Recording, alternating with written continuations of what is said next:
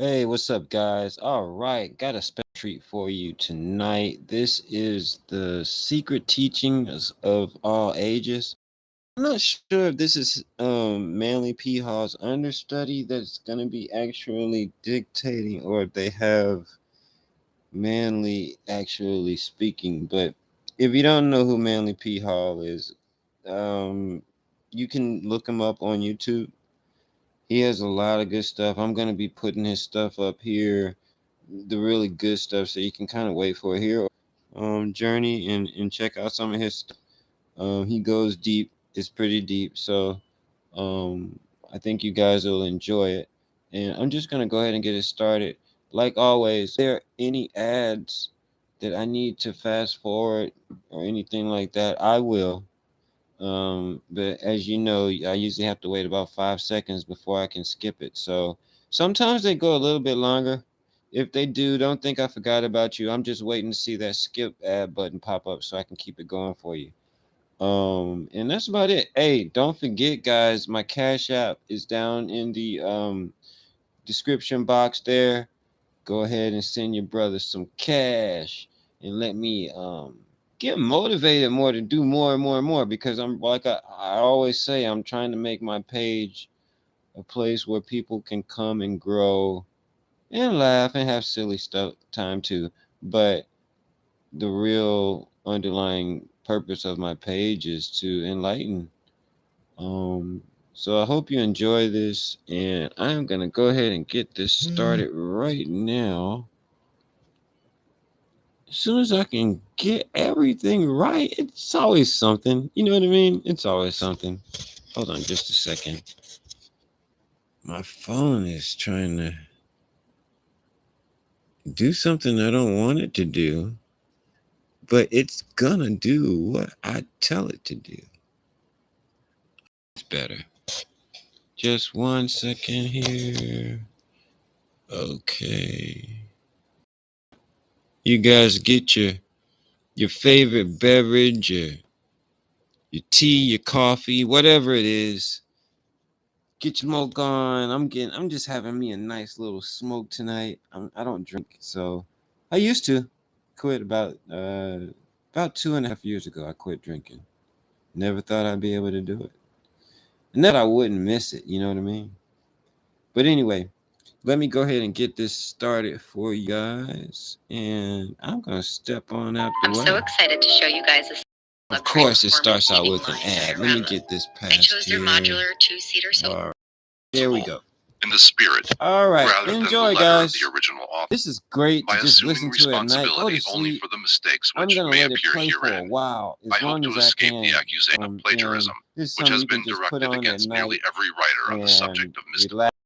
And believe it or Having no not, when you go to particular sleep, ism of my your own to brain is promulgate, taking not attempted to information twist the original writings to and you're substantiate getting wiser. preconceived notions, nor have I distorted Don't forget to hit doctrines that in Cash any App. effort to Catch you guys reconcile next the time. irreconcilable differences present in the various systems of religio-philosophical. The entire theory of the book is diametrically opposed to the modern method of thinking, for it is concerned with subjects openly ridiculed by the sophists of the 20th century. Its true purpose is to introduce the mind of the reader to a hypothesis of living wholly beyond the pale of material theology, philosophy, or science. The mass of abstruse material between its covers is not susceptible to perfect organization, as far as possible related topics have been grouped together. Rich as the English language is in media of expression, it is curiously lacking in science of abstract philosophical premises.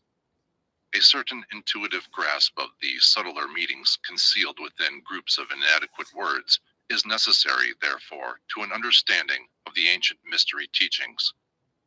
Although the majority of them are in my own library, I wish to acknowledge gratefully the assistance rendered by the public libraries of San Francisco and Los Angeles, the libraries of the Scottish Rite in San Francisco and Los Angeles, the libraries of the University of California in Berkeley and Los Angeles, Library in San Francisco, and the Crotona Theosophical Library in Ojai, California. Special recognition for their help is also due to the following persons: Mrs. Max Heindel, Mrs. Alice Paul, Ernest Dawson and staff, Mr. John Howell, Mr. Paul Elder, Mr. Philip Watson Hackett, and Mr. John R. Ruxtell. Given. The matter of translation was the greatest single task in the research work. Years were generously undertaken by Mr. Alfred Berry, who declined all remuneration for I'm his gonna go labor. ahead and fast forward past this part for you, so you're not just like sitting there. Professor Homer P. Cleanthes, Chrysippus, Zeno of Tarsus, Diogenes, Antipater, Panatius, and Pedonius. Most famous of the Roman Stoics are Epictetus and Marcus Aurelius. The Stoics were essentially pantheists, since they maintained that as there is nothing better than the world is God. Zeno declared that the person of the world is diffused throughout it as seed. Is a materialistic philosophy, enjoining voluntary resignation to natural law. Chrysippus maintained that good and evil being contrary, both are necessary since each sustains the other. The soul was regarded as a body distributed throughout the physical form and subject. Though some of the Stoics held that wisdom prolonged the existence of the soul, actual immortality is not. The soul was said to be composed of 8 parts: the 5 senses, the generative power, the vocal power, and an 8th, or hegemonic part. Nature was defined as the substance of the world. All things were looked upon as bodies either corporeal or incorporeal. The problem of diversity. From Kircher's Ars Magna Sciendi, and then determines the number of arrangements in which they can be combined. By the same method, Kircher further estimates that 50 objects may be arranged in almost unlimited combinations. From this, it will be evident that infinite diversity is possible, for the countless parts of the universe may be related to each other in an incalculable number of ways, and through the variations of these limitless subdivisions of being, infinite individuality and infinite variety must or exhaust the possibilities of variety. Meek of the Stoic philosopher, while Diogenes was delivering a discourse against anger, one of his listeners contemptuously in his face. Receiving the insult with humility, the great Stoic moved to retort, "I am not angry, but am in doubt whether I ought to be so or not." Epicurus of Samos, 341 to 270 BC, was the founder of the Epicurean sect, which in many respects resembles the Syrianic, but is higher in its. The Epicureans also posited pleasure as the most desirable state, but conceived it to be a grave and dignified state achieved through renunciation of those mental and emotional inconstancies which are productive of pain and sorrow. Epicurus held that as the pains of them are grievous than those of the body, so the joys of the mind and soul exceed those of the body.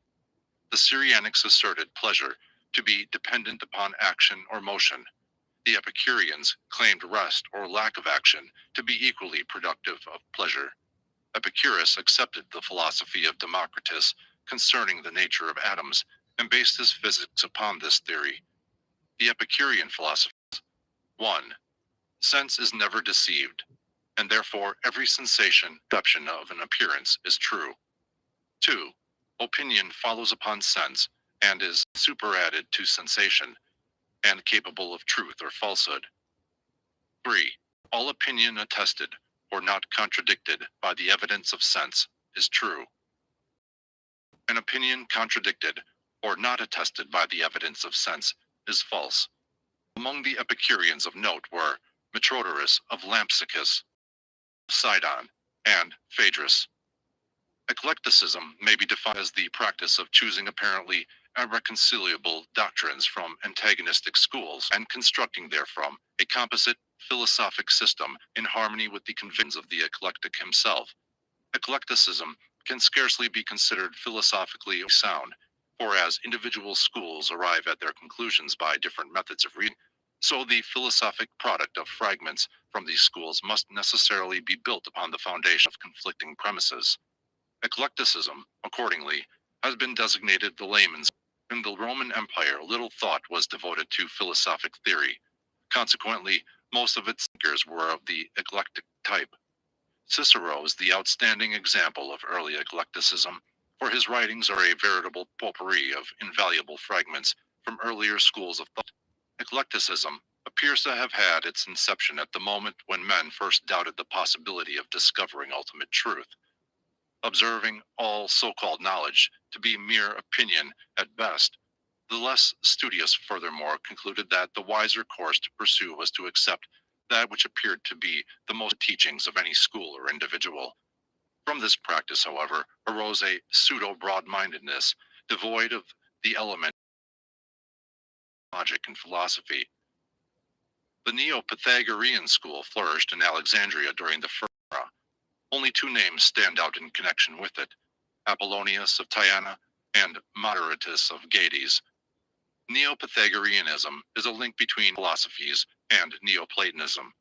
Like the former, it contained many exact elements of thought derived from Pythagoras and Plato. Like the latter, it emphasized metaphysical speculation and ascetic habits. A striking similarity has been observed by several authors between Neo-Pythagoreanism and the doctrines of the Essenes. Special emphasis was laid upon the mystery of numbers, and it is possible that the Neo-Pythagoreans had a far wider knowledge of the true teachings of Pythagoras than is available today. Even in the first century, Pythagoras was regarded more as a god than a man, and the revival of his philosophy was resorted to apparently in the hope that his name would stimulate interest in the deeper systems of learning. But Greek philosophy had passed the zenith of its splendor. He was awakening to the importance of physical life and physical phenomena, which began to assert itself later, reached maturity of expression in 20th century materialism and commercialism, even though Neoplatonism was to intervene and many centuries passed before this emphasis took definite form. Aeneas, from Virgil's Aeneid, Dryden's translation. Virgil describes part of the rule of a Greek mystery, possibly the Eleusinian, in his account of the descent of Aeneas to the gate under the guidance of the Sibyl.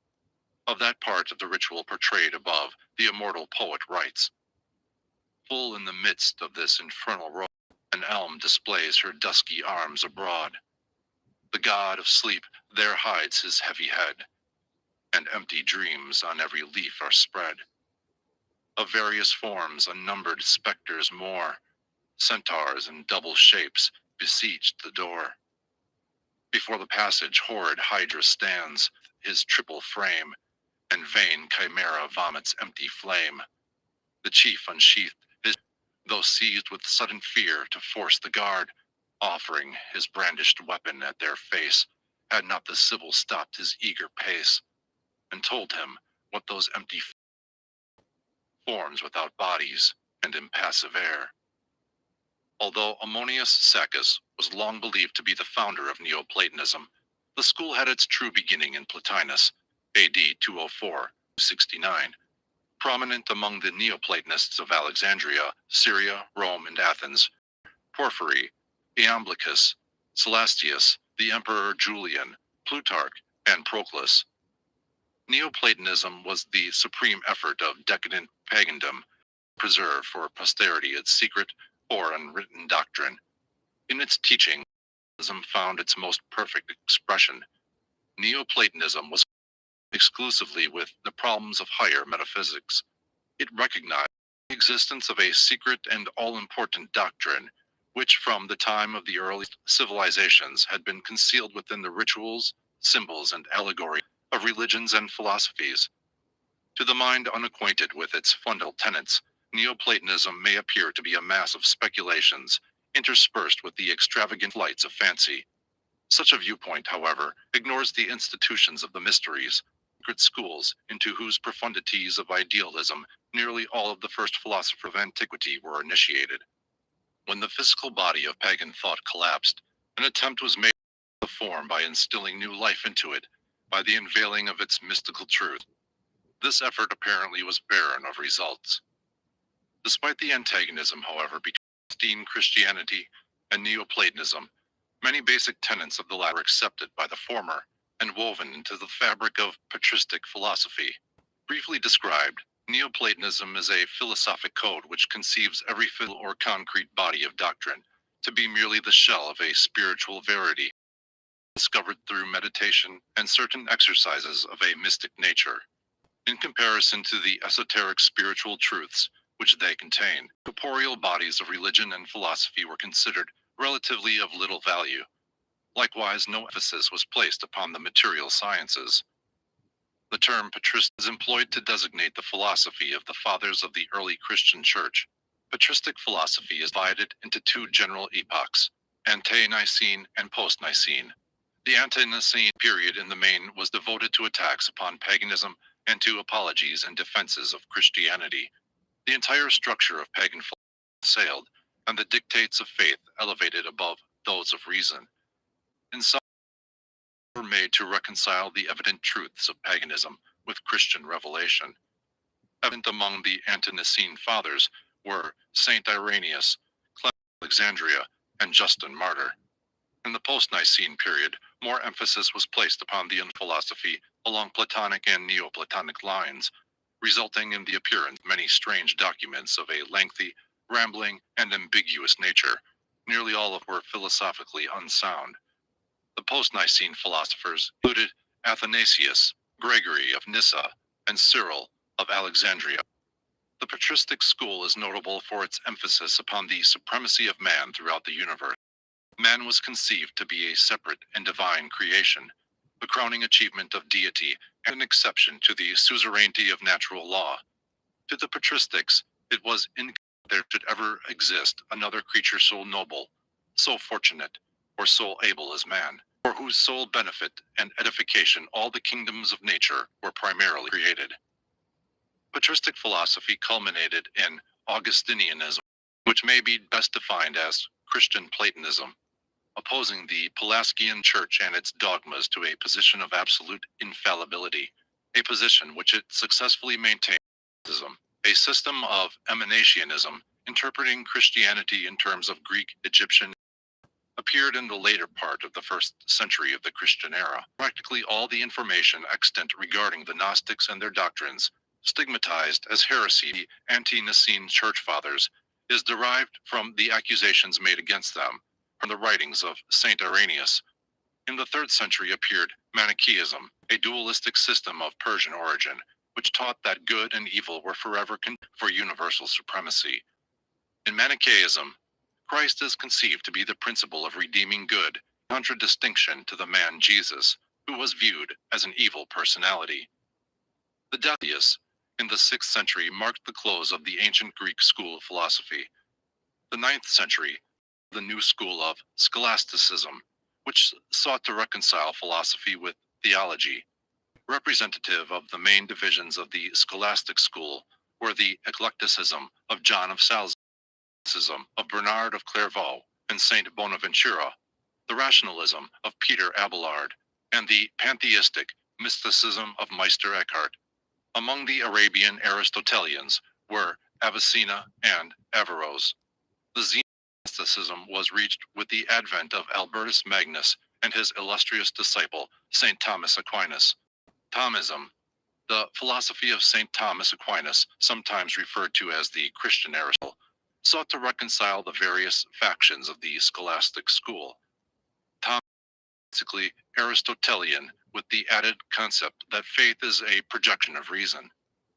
Scotism, or the doctrine of voluntarism, promulgated by Johannes Duns Scotus, a Franciscan scholar, emphasized the power and efficacy of the individual will, as opposed to Thomism.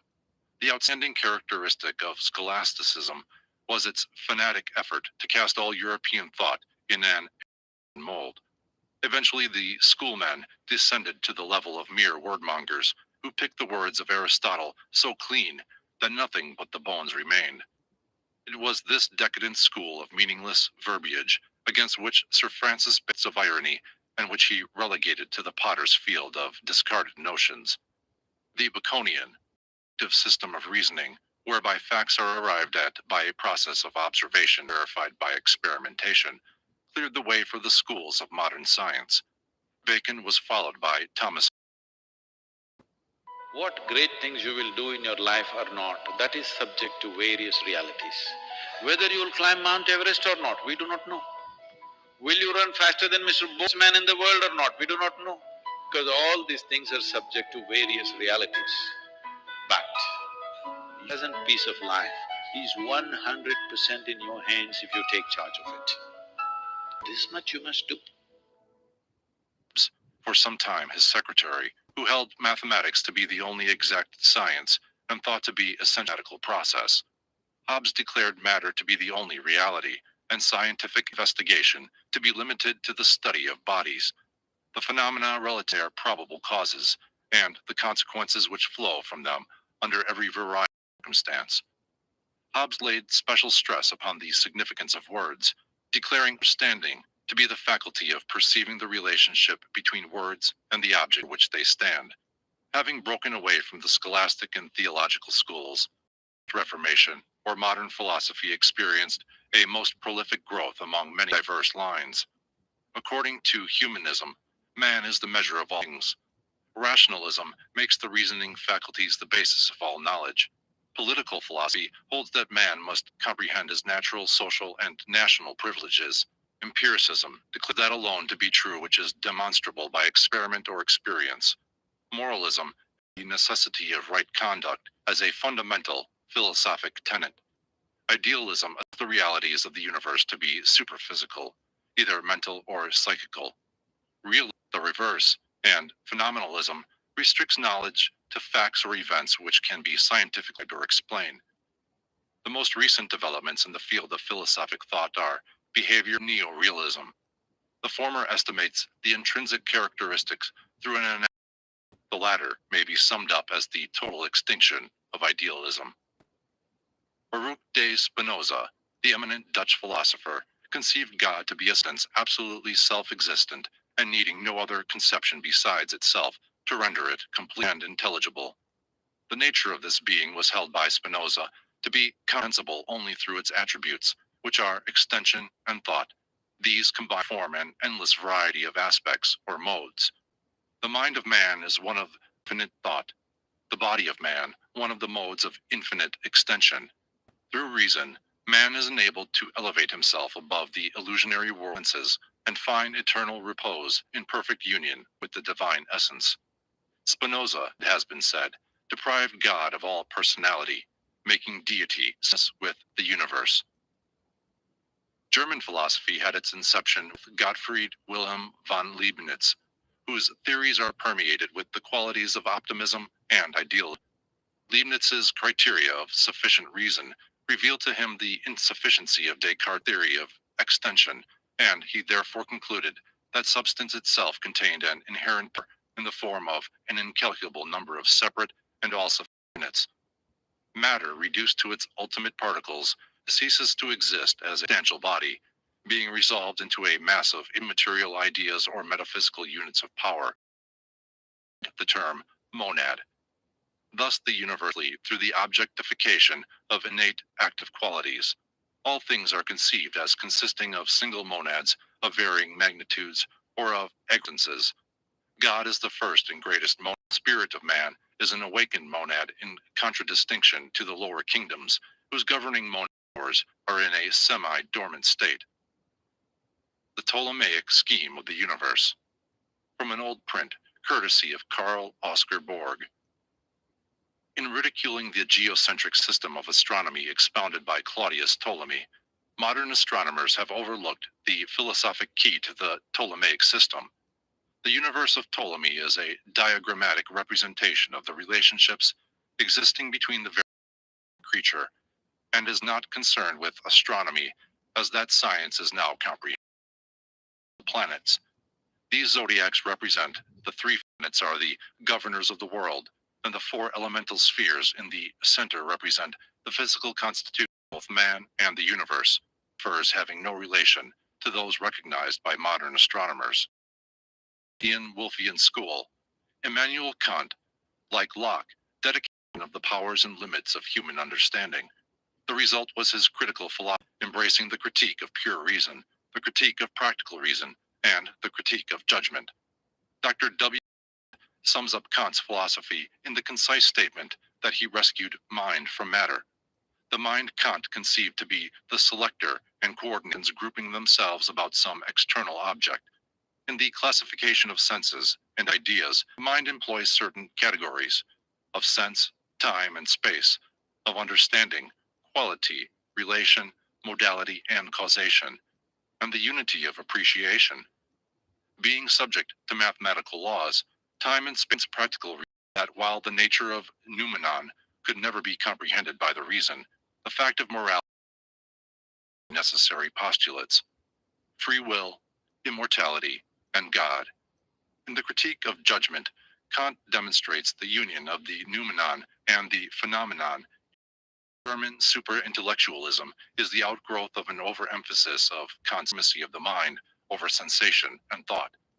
The philosophy of Johann Gottlieb Fichte was a projection of Kant's philosophy, wherein he attempted to unite Kant's practical reason with his pure reason.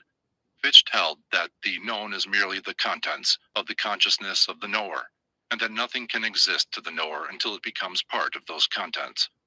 Nothing is actually real, therefore, except the facts of one's own mental. Friedrich Wilhelm Joseph von Schelling, who succeeded Fichte in the chair, employed the doctrine of identity as the groundwork for a complete system of philosophy, whereas art itself as the absolute.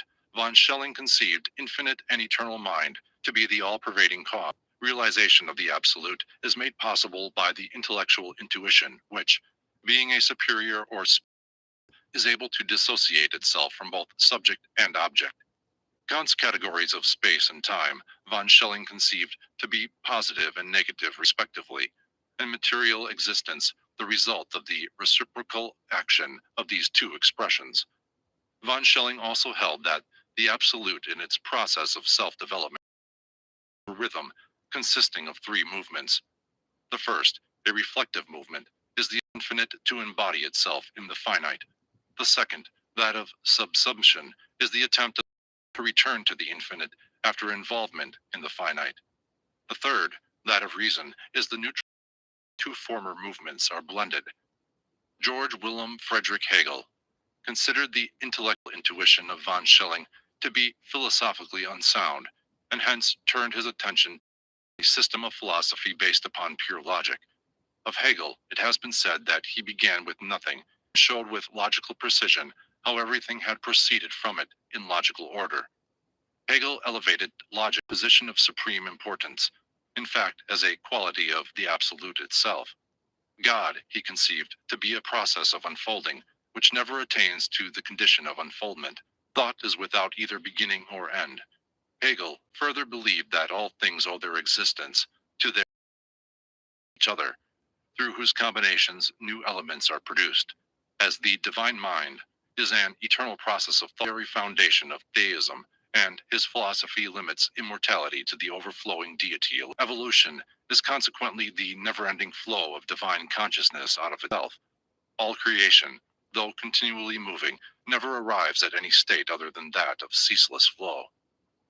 Johann Friedrich Herbart's philosophy was a realistic reason from the idealism of Fichte and von Schelling.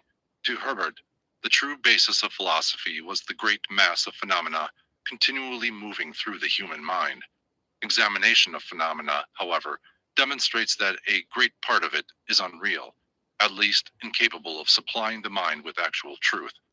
To correct the false impressions caused by phenomena and discover reality, Herbart believed it necessary to resolve phenomena into separate elements, for reality exists in the elements and not in the whole. He stated that objects can be classified by three general terms: thing, matter, and mind. The first, a unit of several properties; the second, an existing object; the third, a self-conscious being. Give rise, however, to certain contradictions with whose solution Herbart is primarily concerned. Consider matter. Though capable of filling space, if reduced to its ultimate state, it consists of incomprehensibly minute units of divine energy, occupying no physical space whatsoever. The tree of classical mythology, Pantheon. Before a proper appreciation of the deeper scientific aspects of Greek mythology is possible, it is necessary to organize the Greek pantheon and arrange its gods, various superhuman hierarchies in concatenated order. An invaluable key to the sequence of the various deities in relation to the first cause and the inferior powers emanating from themselves. When thus arranged, the divine hierarchies may be likened to the branches of a great tree. The roots of this tree are firmly embedded in unknowable being. The trunk and branches of the tree symbolize the superior gods. The twigs and leaves, the innumerable existences dependent upon the first and unchanging power. The true subject of Arthur Schopenhauer's philosophy is the will. The object of his philosophy is the elevation of the mind to the point where it is capable of controlling the will. Schopenhauer loved the intellect, which is a weak, lame man possessing the power of sight. The will is the tireless cause of manifestation. The brain is the product of the will to know. The hand, the product. The entire intellectual and emotional constitutions of man are subservient to the will and are concerned with the effort to justify dictates of the will. Thus, the mind creates elaborate systems of thought simply to prove the necessity of the thing willed. Genius, however, represents the state wherein the intellect has gained supremacy over the will. Impulse. The strength of Christianity, said Schopenhauer, lay in its pessimism and conquest of individual will. His own religious viewpoints resembled closely the Buddhistic. To him, nirvana represented the subjugation of will. Life, blind will to live, he viewed as a misfortune, claiming that the true philosopher was one who, recognizing the wisdom of death, resisted the inherent urge to reproduce his kind.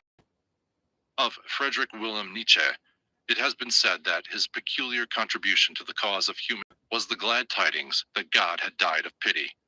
The outstanding features of Nietzsche's philosophy are his doctrine of eternal recurrence and the extreme emphasis placed by him upon the will to power, a projection of Schopenhauer's will to live. Nietzsche believed the purpose of existence to be the of a type of all-powerful individual, designated by him the Superman. This Superman was the product of careful culturing, for if not separated forcibly from the and consecrated to the production of power, the individual would sink back to the level of deadly mediocre. Love, Nietzsche said, should be set to the production of the superhuman, and those only should marry who are best fitted to produce this outstanding type. Nietzsche also believed in the rule of the aristocracy being essential to the establishment of this superior type. Nietzsche's doctrine did not liberate the masses. It rather placed over them supermen whom their inferior brothers and sisters should be perfectly reconciled to die. Ethically and politically, man was a law unto himself. To those who understand the true meaning of power, to virtue, self-control, and truth, the ideality behind Nietzsche's theory is apparent. To the superficial, however, it is a philosophy of calculating, concerned solely with the survival of the fittest. Of the other German schools of thought, limitations of space preclude detailed mention.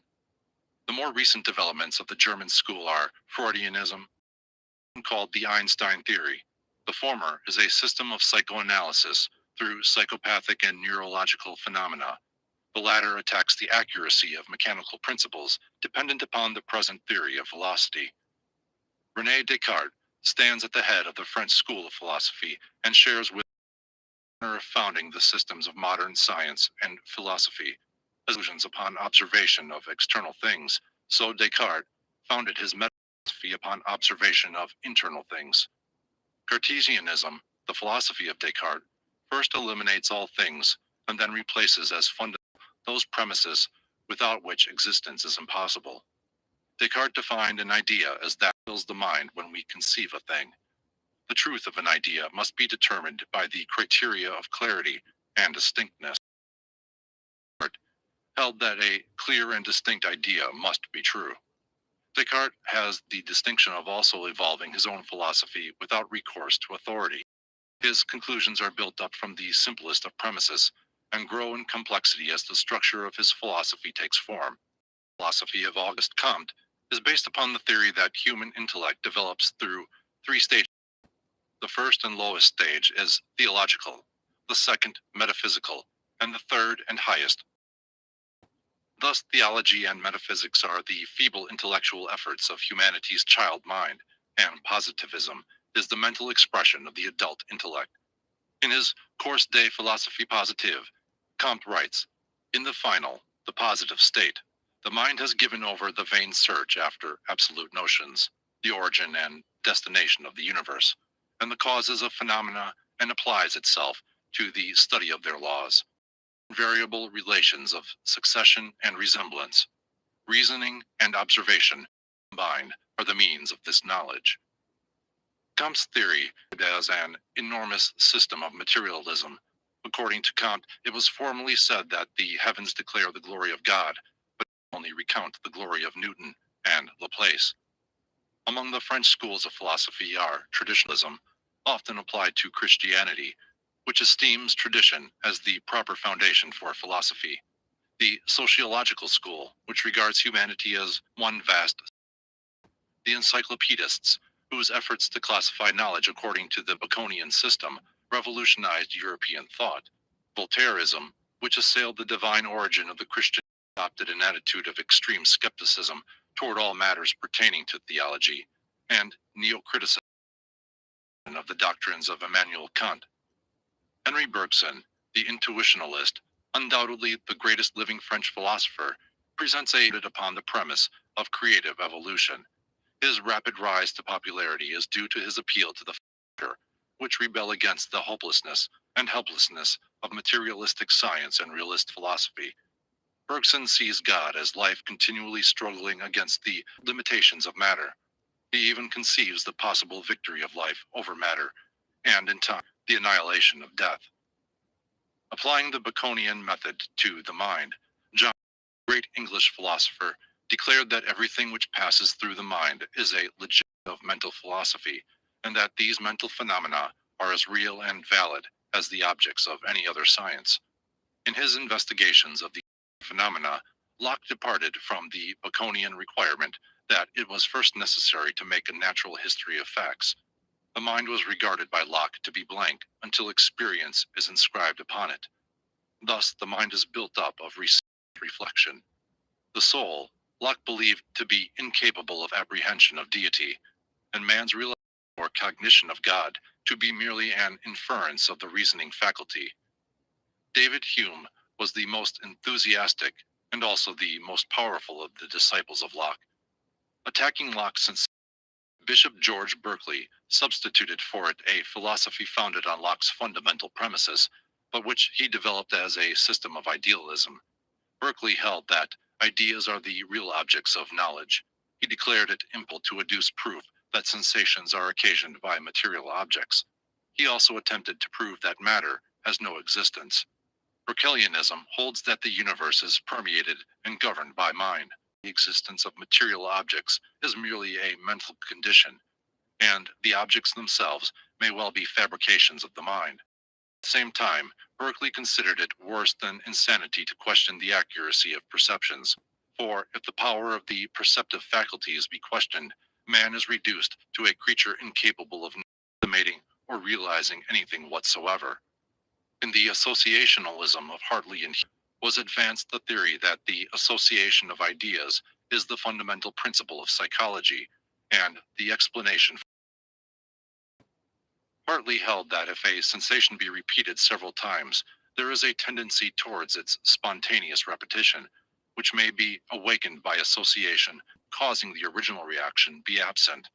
The utilitarianism of Jeremy Bentham, Archdeacon Paley, and James and John Stuart Mill declares that to be the greatest good would be most useful to the greatest number. John Stuart Mill believed that if it is possible through sensation to secure knowledge of the properties of things, it is through a higher state of the mind, that is, intuition or reason, to gain a knowledge of the true substance of things. Darwinism is the doctrine of natural selection, spirit altogether from the universe, and make the infinite and omnipresent mind itself synonymous with the all-pervading powers of an impersonal nature. Agnosticism and Neo-Hegelianism are also noteworthy products of this period of philosophic thought. An English and American revival of Hegel's idealism. J. Durant declares that Herbert Spencer's great work, First Principles, once the most famous philosopher of his time. Spencerianism is a philosophic positivism which describes evolution as in complexity, with equilibrium at its highest possible state. According to Spencer, life is a continuous process from homogeneity to heterogeneity, and back from heterogeneity to homogeneity.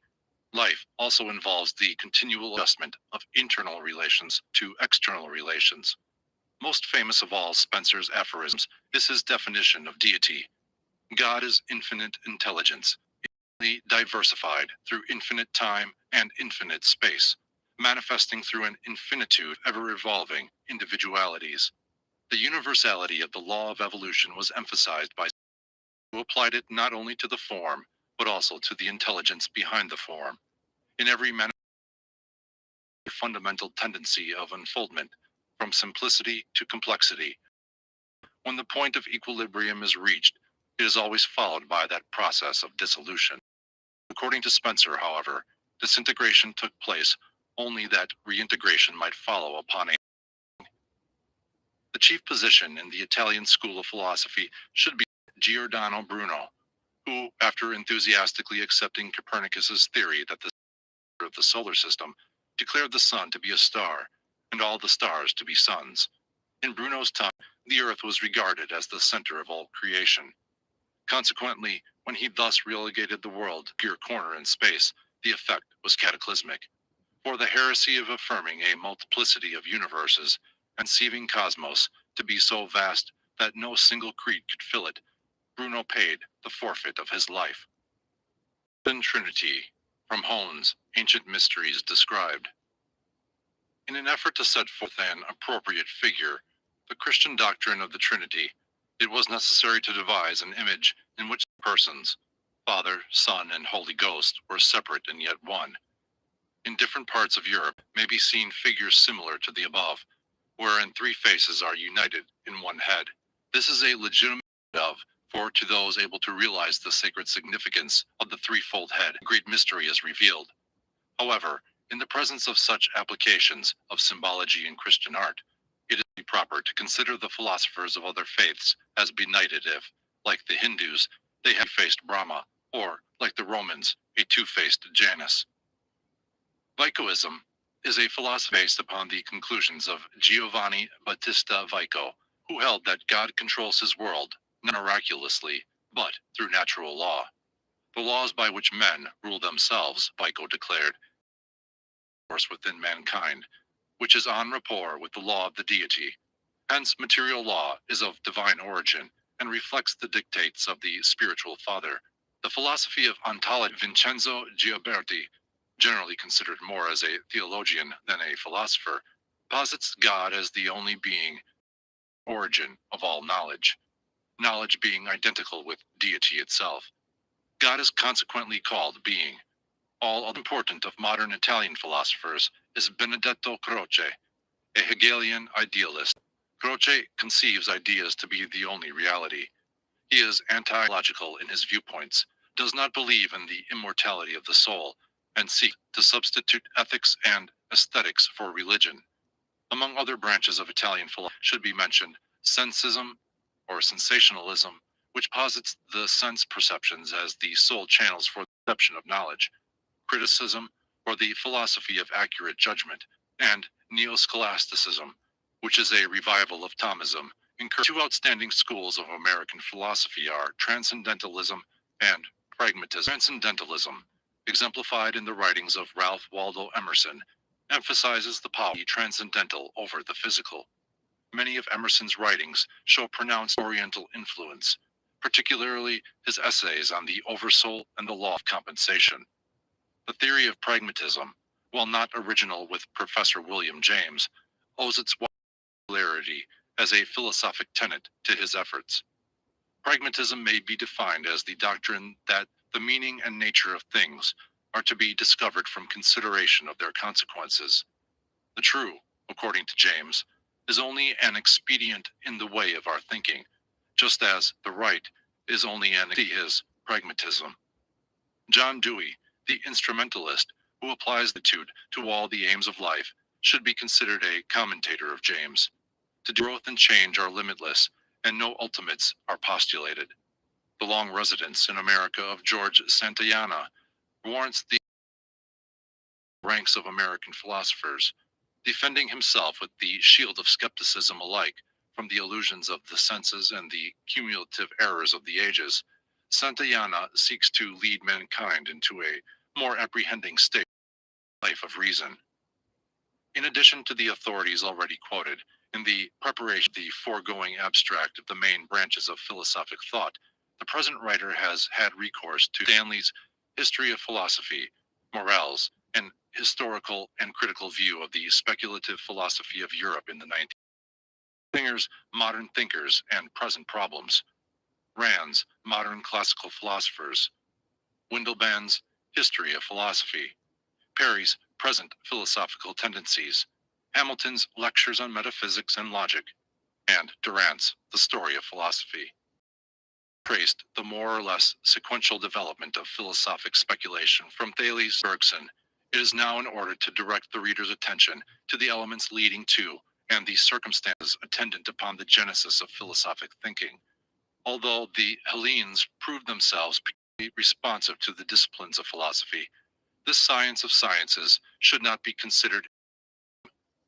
Although some of the Grecians, writes Thomas Stanley, have challenged to their nation the origin of philosophy, the more learned of them have acknowledged it to be derived from the East.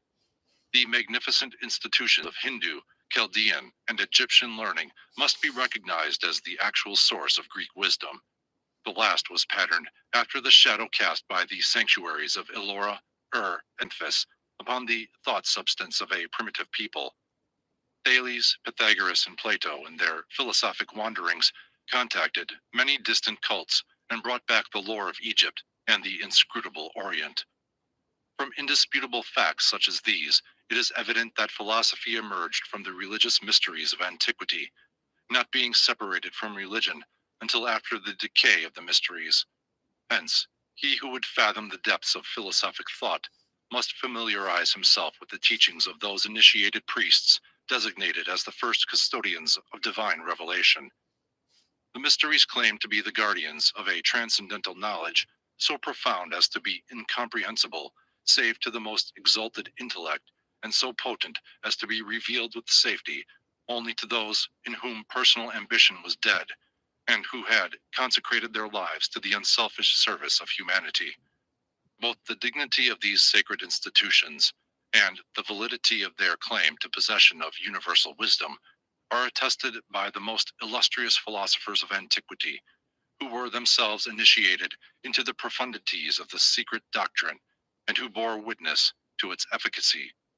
The question may, if these ancient mystical institutions were of such great pith and moment, why is so little information now available concerning them they claimed to possess? The answer is simple enough. The mysteries were secret societies, binding their initiation. Although these various doctrines promulgated by the ancient philosophers, the fountainhead of those doctrines were revealed to the profane.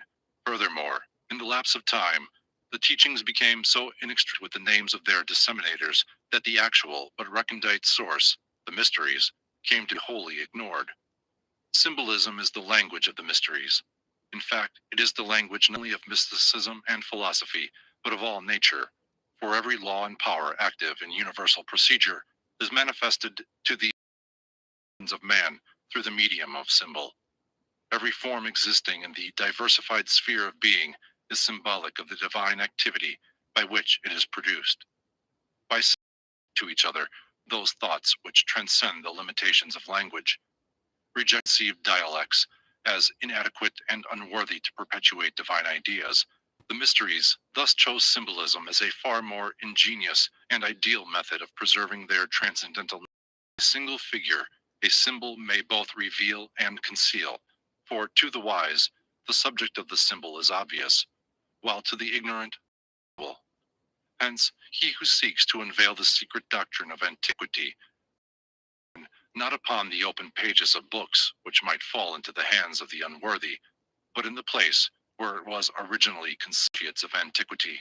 They realized that nations come and go, that empires rise, and that the golden ages of art, science, and idealism are succeeded by the dark ages of super.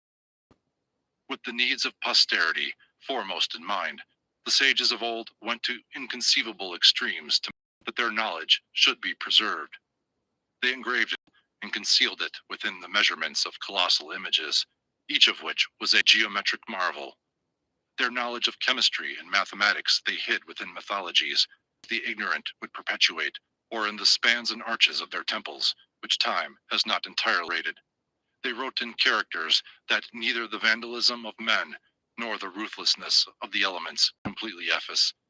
Today, men gaze with awe and reverence upon the mighty Memnons standing alone on the sand, strange terraced pier of antiquity, and concealed. This wisdom must retain until this race has learned to read the universal language that concealed within the emblematic figures, allegories, and rituals of the ancients is concerning the inner mysteries of life, which doctrine has been preserved in toto among a small band of initiated minds since the beginning. Departing, these illumined philosophers left their formulae that others too might attain to understanding. But, lest these secret processes fall into the great arcanum was always concealed in symbol or allegory, and those who can today discover its lost keys may open with them a treasure house of philosophic, scientific, and religious truths. The Orphic Egg, from Bryant's An Analogy. The ancient symbol of the Orphic mysteries was the serpent entwined, which signified cosmos as encircled by the fiery creative spirit. The egg represents the soul of the philosopher, the serpent, the mysteries. At the time of the shell is broke, and man emerges from the embryonic state of physical existence. He had remained through the fetal period of philosophic regeneration. The ancient mysteries and secret societies, which have influenced modern Masonic symbolism. When confronted with a problem involving the use of reasoning faculties, keep their poise and seek to reach a solution by obtaining facts bearing upon the question. Those of immature mentality, on the other hand, when similarly confronted, are overwhelmed. Tried to solve the riddle of their own destiny, the latter must be led like a flock of sheep and taught in simple language, entirely upon the ministrations of the shepherd. The Apostle Paul said that these little ones must be fed with milk, but that meat is the food of strong men, almost synonymous with childishness, while thoughtfulness is symbolic. There are, however, but few mature minds in the world. It was that the philosophic religious doctrines of the pagans were divided to meet the needs of these two fundamental human intellect, one philosophic, the other incapable of appreciating the deeper mysteries of life. To the discerning few were revealed the esoteric or spiritual teachings, while the unqualified many received only the literal or exoteric interpretation. In order to make simple the great truths of nature and the abstract principles of natural law, the vital forces of the universe were personified, becoming the gods and goddesses of the ancient mythologies. While the ignorant multitudes brought their offerings to the altars of Priapus and Pan, deities representing the procreative energies, the wise recognized in these marble statues only symbolic concretions of great abstract truths. In all city community also were philosophers and mystics, deeply versed in nature's lore. These individuals were usually banded together, forming seclusive, philosophic and religious schools. The more important of these groups were known as the mysteries. Many of the great minds of antiquity were initiated into these secret fraternities, extremely cruel. Alexander Wilder defines the mysteries as sacred dramas performed at stated. Most celebrated were those of Isis, Sabazius, Sibyl, and Eleusis. After being admitted, the initiates were instructed in the secret wisdom which had been preserved for ages.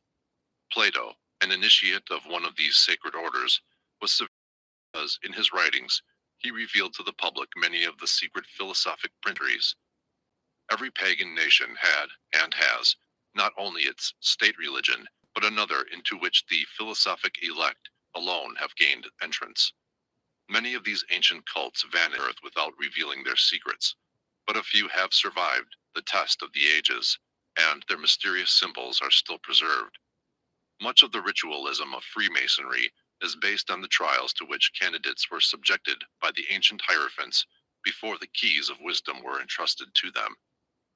Few realize the extent to which the ancient secret schools influenced contemporary intellects and, through those minds, posterity. Robert McCoy, 33rd degree, in his General History of Freemasonry, pays a magnificent tribute to the part ancient mysteries in the rearing of the edifice of human culture. He says, in part, it appears that all the perfection of civilized advancement made in philosophy, science, and art among the ancients are due to those institute morality and virtue, and impress them on the hearts of their disciples. Their chief object was to teach the doctrine of one God, the resurrection of man to eternal life, the dignity of the human soul, and to lead the people to see the shadow of the deity in the beauty, magnificence, and splendor of the universe. With the decline of virtue, which has preceded the destruction of every nation of history, the mysteries became perverted. Sorcery took the place of the divine magic. Indescribable practices, such as the bacchanalia, were introduced, and perversion ruled supreme, for no institution can be any better than the members of which it is composed. In despair, the few who were true sought to preserve the secret doctrine. More often, the arcanum was lost, and only the empty shell of the mysteries remained. Thomas Taylor has written, "Man is naturally a religious animal.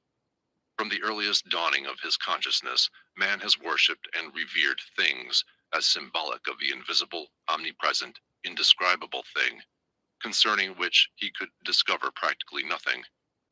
The pagan mysteries opposed the Christians during the early centuries of their church, declaring that the new faith, Christianity, did not demand virtue and integrity as requisites for salvation." On the subject in the following caustic terms: "That I do not, however, use the Christians more bitterly than truth compels, may be conjectured from hence, that the criers who call men to other mysteries proclaim as follows: Let him approach whose hands are pure, and whose words are wise. And again others proclaim, Let him approach who is pure from all wickedness, whose soul is not conscious of any evil, and who leads a just and upright life. And these things are proclaimed by those who promise a purification from error. Let us now hear those who are called to the Christian mysteries. Whoever is a sinner, whoever is unwise, whoever is a fool, and whoever, in short, is miserable, him the kingdom of God will receive. Do you not therefore call a sinner an unjust man, a thief, a housebreaker, a wizard, one who is sacrilegious, and a robber of sepulchres? What other persons would the crier nominate? Who should call robbers together? It was not the true faith of the early Christian mystics that Celsus attacked, but the false forms that were creeping in even during his day. The ideals of early Christianity were based upon the high moral standards of the pagan mysteries, and the first Christians who met under the city of Rome temples of Mithras, from whose cult has been borrowed much of the sacerdotalism of the modern church. Philosophers believed that no man could live intelligently who did not have a fundamental knowledge of nature and her laws. Before man can obey, he must understand, and the mysteries were devoted to instructing man of divine law in the terrestrial sphere. Few of the early cults actually anthropomorphic deities, although their symbolism might lead one to believe they did. They were moralistic rather than religionistic, philosophic rather than theologic. They taught man to use his faculty intelligently, to be patient in the face of adversity, to be courageous when confronted by danger, to be true in the mid-temptation, and, most of all, to view a worthy life as the most acceptable sacrifice to God, and his body as an altar sacred to the deity. A female hierophant, from Montfaucon's Goddess in the Robes of a Hierophant. Montfaucon describes the figure as follows: Upon her head is an episcopal mitre, adorned on the lower part with towers and pinnacles. Over the gate of the city is a crescent, and beneath the circuit of the walls a crown of rays. The goddess wears a sort of surplice, exactly like the surplice, and upon the surplice a tunic, which falls down to the legs, and over all, and with the 12 signs of the zodiac wrought on the borders. The figure hath a lion on each side, and holds in its left hand a tympanum, a sistrum, a distaff, a caduceus, and another instrument. In her right hand she holds with her middle finger a thor's fruit, a bow, a quiver, a torch, and a scythe. The whereabouts of the statue is unknown, the copy reproduced by Montfaucon by Piero Ligorio. Sun worship played an important part in pagan mysteries. This indicates the probability of their Atlantean origin, for the people of Atlantis were sun worshippers. The solar deity was usually personified as a beautiful youth, with long golden hair to symbolize the rays of the sun. This golden sun god was slain by wicked ruffians, who personified the evil principle of the universe. By means of certain rituals and ceremonies, symbolic of purification and regeneration, this wonderful god of good was brought back to life and became the savior of his people. The secret processes whereby he was resurrected symbolized those cultures by means of which man is able to overcome his lower nature, master his appetites, and give expression to the higher side of himself.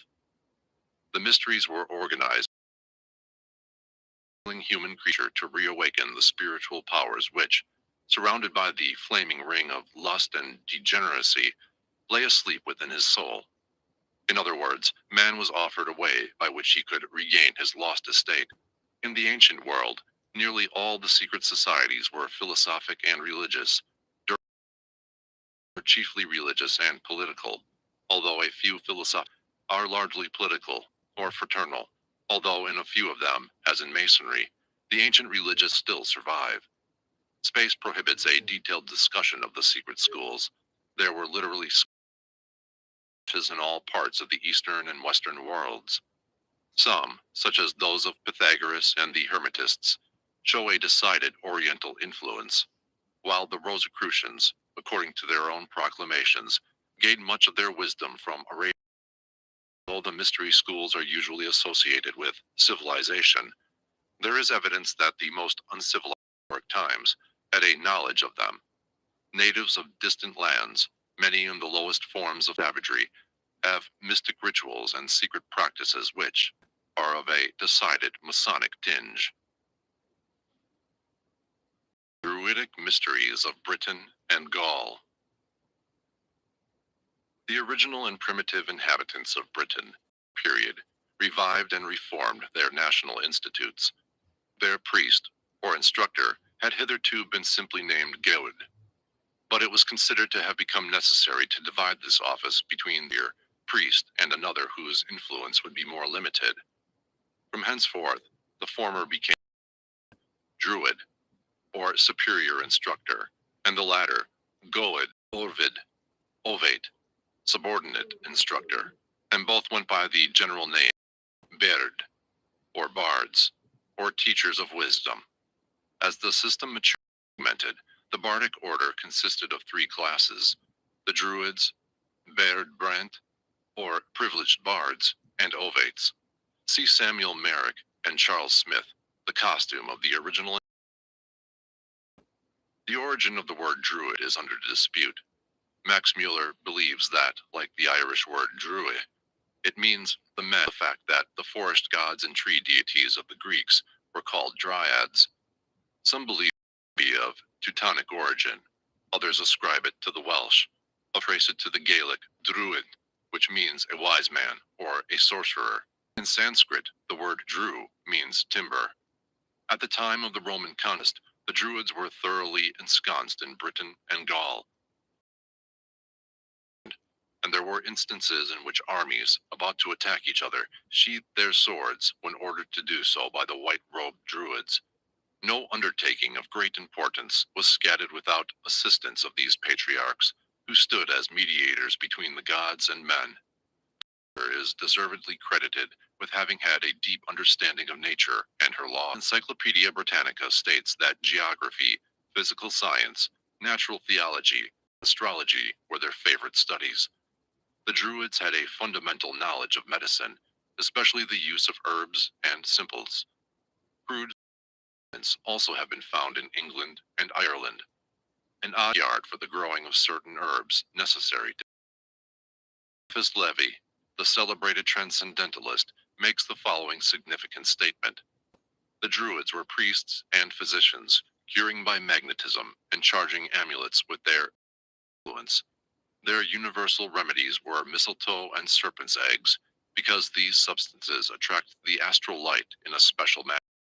The solemnity with which mistletoe was cut down drew upon this plant the popular confidence and rendered it powerfully magnetic. The progress of magnetism will someday reveal to us the absorbing properties of mistletoe. We shall then understand the secret of those spongy growths which drew the unused plants and became surcharged with tinctures and savors.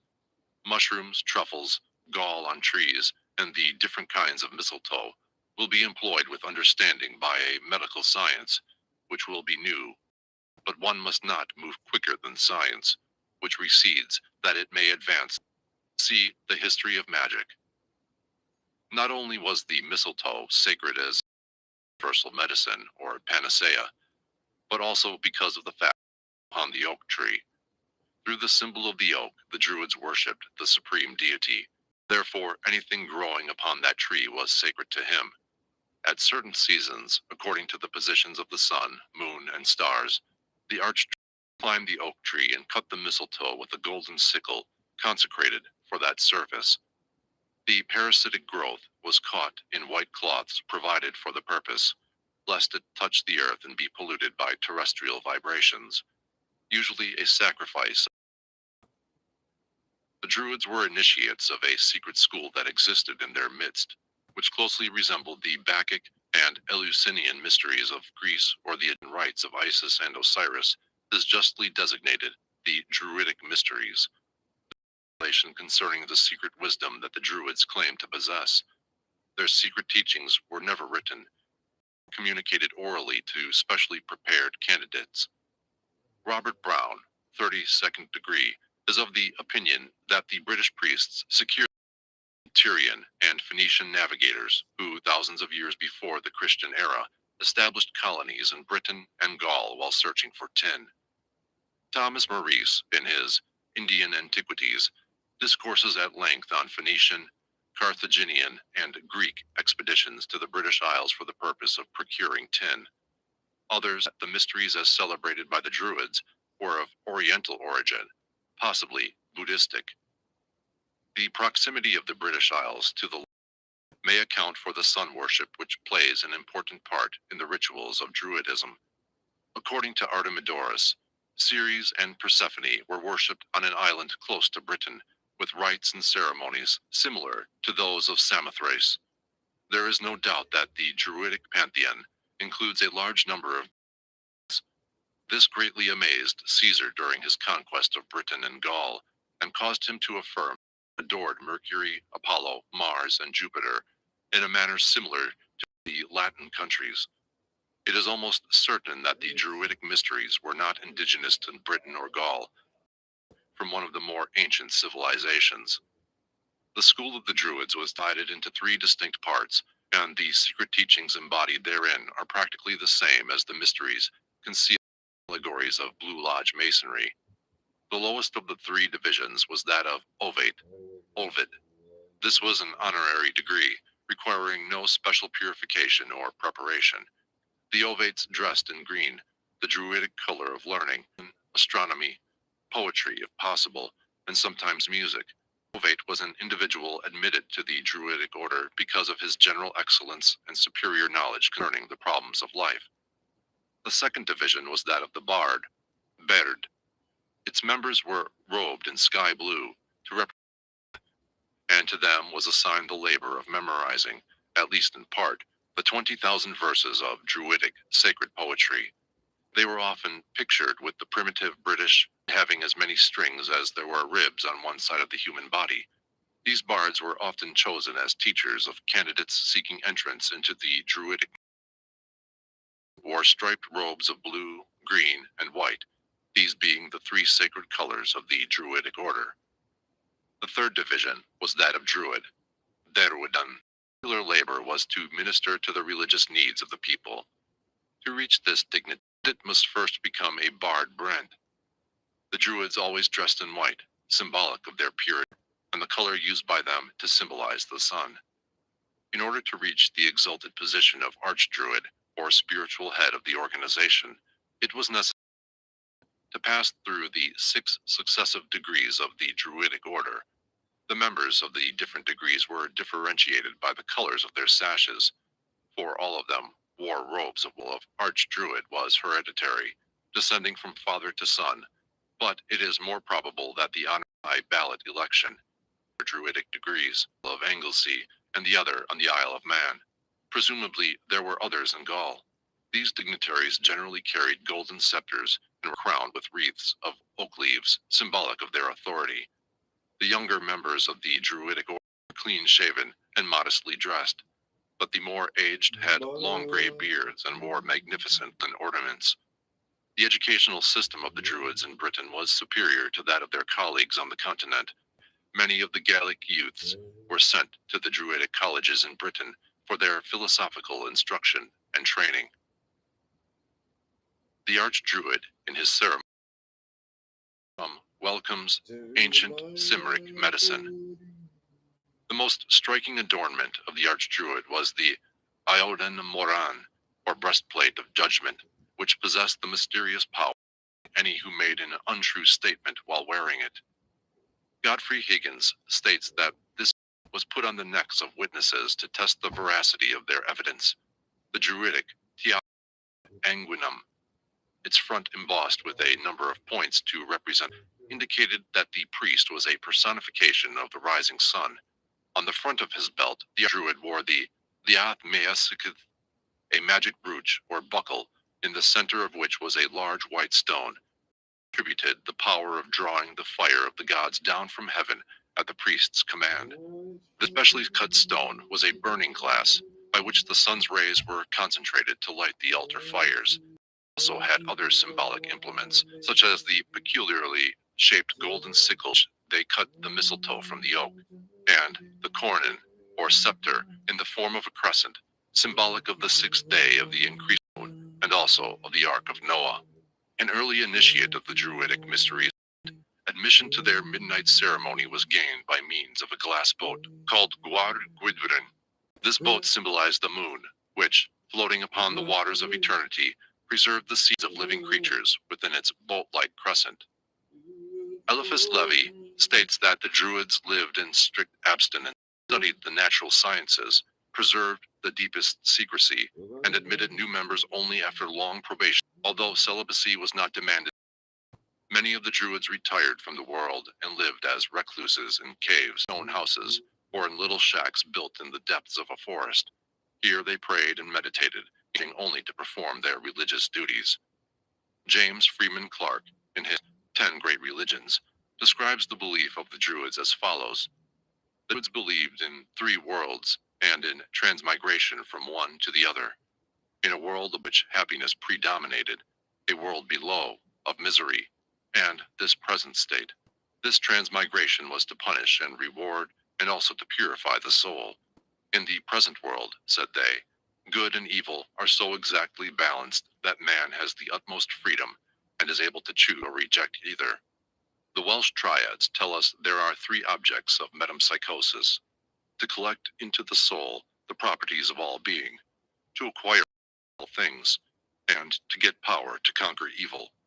There are also, they say, 3 of knowledge: knowledge of the nature of each thing, of its cause, and its influence. There are 3 things which continually grow less, and death. There are 3 which constantly increase: light, life, and truth. Like nearly all schools of the mysteries, teachings of the Druids were divided into 2 distinct sections. The simpler, a moral code, was taught to all, while the deeper, esoteric doctrine was given only to initiated priests. To be admitted to the order, a good family and of high moral character. No important secrets were entrusted to him until he had been tempted in many ways, and his strength of character all concerning the immortality of the soul. They believed in transmigration, and apparently in reincarnation. They borrowed in one life, promising to pay back in in a purgatorial type of hell where they would be purged of their sins, afterward passing on to the happiness of unity with the gods. The Druids taught that all men would be saved, but that some must return to Earth many times to learn the lessons of human life and to overcome the inherent evil of their own natures. Trusted with the secret doctrines of the Druids, he was bound with a vow of secrecy. These doctrines were of forests and in the darkness of caves. In these places, far from the haunts of men, the neophyte was instructed concerning the creation of the universe, the personalities of the gods, the laws of nature, the secrets of occult medicine, the mysteries. The Druids had a great number of feast days.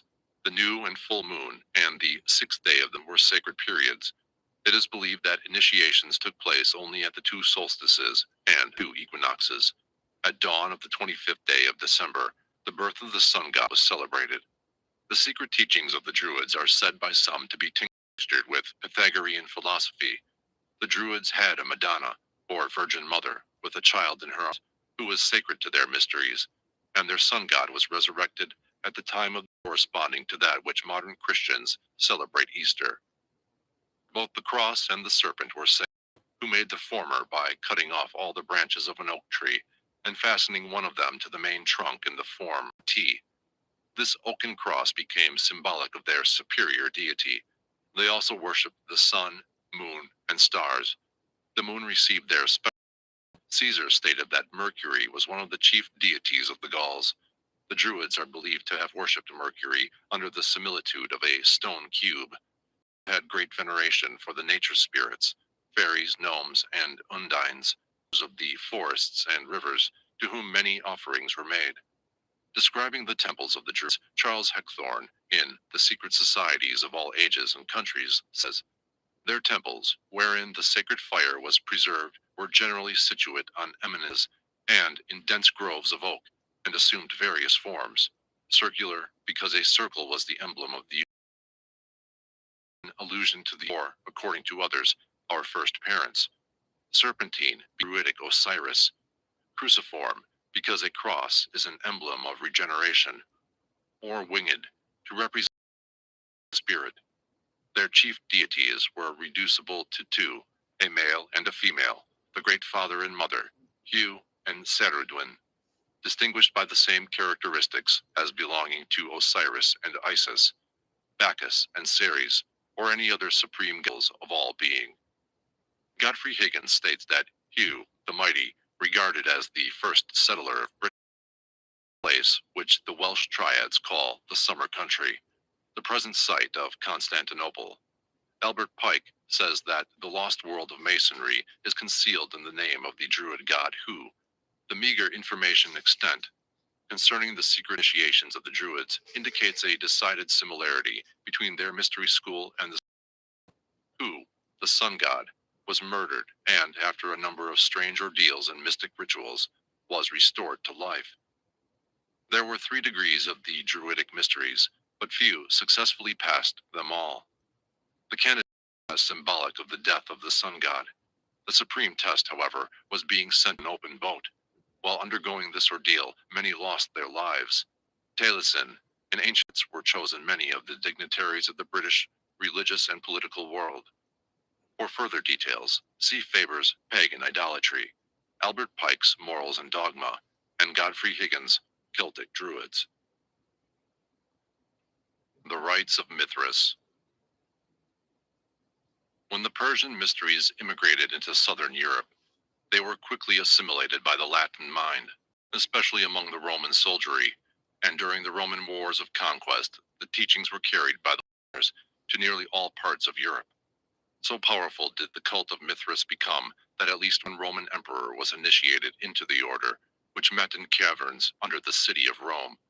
Concerning the school through different parts of Europe, C.W. King, in his Gnostics and Their Remains, says, "Mithraic bas-reliefs cut on the faces of rocks or on stone tablets still abound in the countries formerly the western provinces of this in Germany, still more in France, and in this island, Britain, they have often been the Picts Wall, and the noted one at Bath." Alexander Wilder, in his Philosophy and Ethics of the Zoroasters, states that Mithras is the Zend title for the sun, and he is supposed to dwell within that shining orb. Mithras has a male and a female aspect, though not himself androgynous. As Mithras, he is the Ford of the sun, powerful and radiant, and most magnificent of the Izads or genii of the sun. As Mithra, this deity represents the female principle. The mundane universe is recognized as her symbol. She represents nature as receptive and terrestrial, and as fruitful only when bathed in the glory of the solar orb.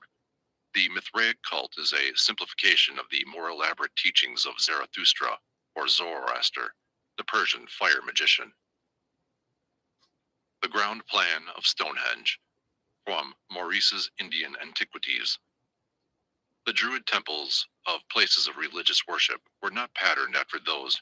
Most of their ceremonies were performed at night, either in thick groves of oak trees or around open air, built of great uncut stones. How these masses of rock were moved has not been satisfactorily explained.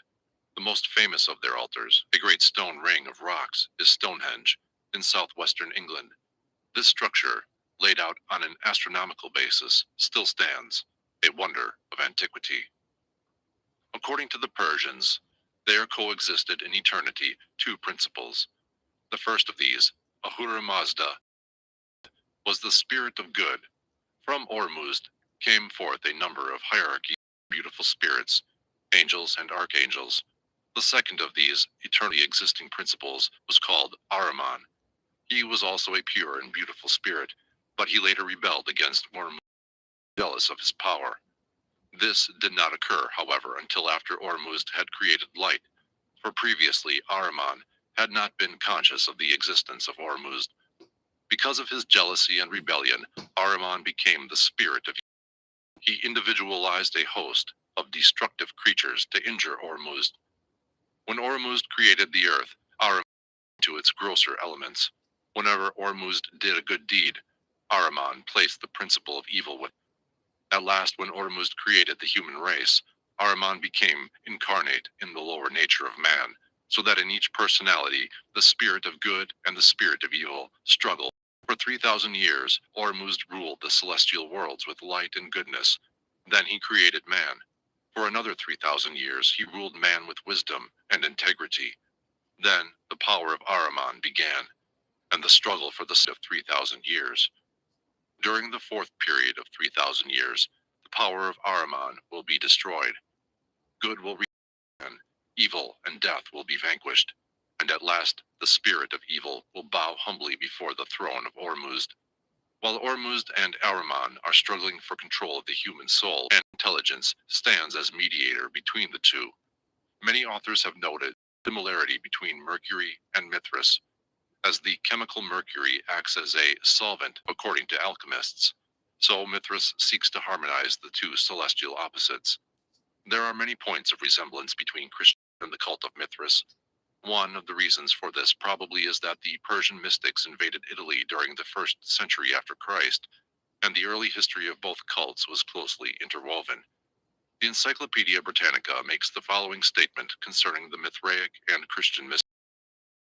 The fraternal and democratic spirit of the first communities, and their humble origin, the identification of the object of adoration with light and the sun, the legends of the shepherds with their gifts and adoration, the flood and the ark, the representation in art of the period, the drawing of water from the rock, the use of bell and candle, holy water, and the communion, the sanctification of Sunday and of the 25th of December, the insistence on moral conduct, the emphasis placed on abstinence and self, of the mediation of the Logos emanating from the divine, the atoning sacrifice, warfare between good and evil, and the final triumph of the former, the immortality of the source. These are some of the resemblances which, whether real or only apparent, enabled Mithraism to prolong its resistance to Christianity. Mithras slaying the bull. From Lundy's Monumental Christianity, most famous sculpturings and reliefs of this Prototokos show Mithras kneeling upon the recumbent form of a great bull. Throat he is driving a sword.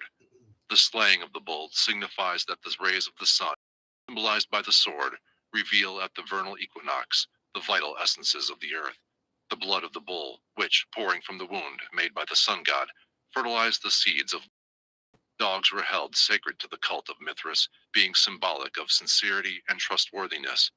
The Mithraics used the serpent as an emblem of Ahriman, the spirit of evil, and water rats were held sacred to him.